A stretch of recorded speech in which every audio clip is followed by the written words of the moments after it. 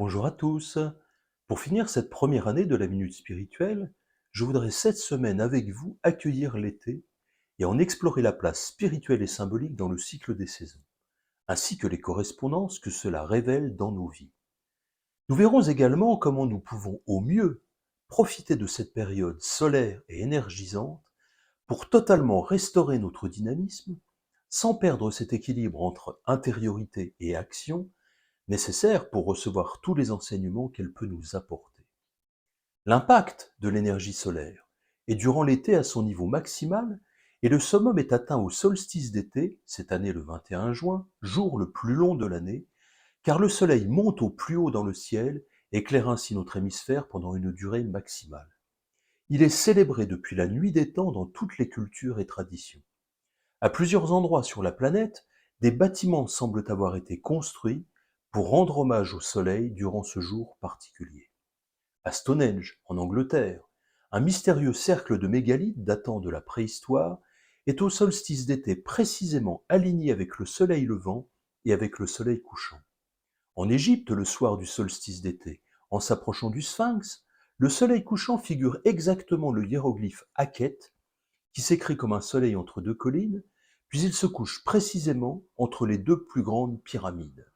Au Pérou, la porte d'entrée de la cité inca de Machu Picchu doit son nom, Intipunku, porte du soleil, au fait que les rayons du soleil y passent au solstice d'été.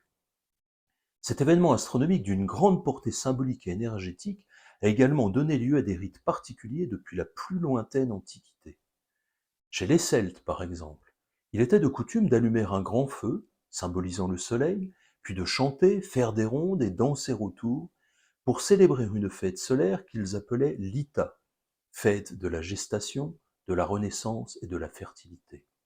On y célébrait également les unions et les mains des époux étaient liées avec des rubans, puis les couples sautaient au-dessus des feux, leur conférant ainsi protection et fertilité. Cette fête païenne a d'ailleurs été christianisée par l'Église depuis le VIe siècle environ, sous le nom de fête de la Saint-Jean, en reliant les fêtes du feu du solstice d'été à Jean le Baptiste, par un passage de l'évangile de Jean où Jean le Baptiste dit qu'il faut qu'il diminue pour que Jésus puisse grandir. Et la tradition des feux de la Saint-Jean a ainsi perduré jusqu'à nous dans les campagnes et aujourd'hui dans les lieux touristiques. En Amérique du Nord, la cérémonie souvent appelée la danse du soleil est un rituel religieux pratiqué par plusieurs tribus amérindiennes au solstice d'été. Elle symbolise la continuité entre la vie et la mort et exprime que la mort n'est pas une fin, mais le début d'un nouveau cycle. Chaque tribu pratique ses propres rituels avec de nombreux traits communs, comme la danse, les chants, les prières, le tambour, les visions, le jeûne et dans certains cas l'automutilation de la poitrine ou du dos. On le voit, l'été est perçu depuis toujours comme une période qui manifeste l'énergie vitale sous sa plus grande puissance, et le solstice d'été est l'occasion de célébrer des fêtes joyeuses en général, qui font espérer la victoire des forces de vie sur celles de la mort. Nous évoquerons donc cette semaine différents aspects auxquels nous pouvons être attentifs durant l'été pour favoriser notre développement personnel.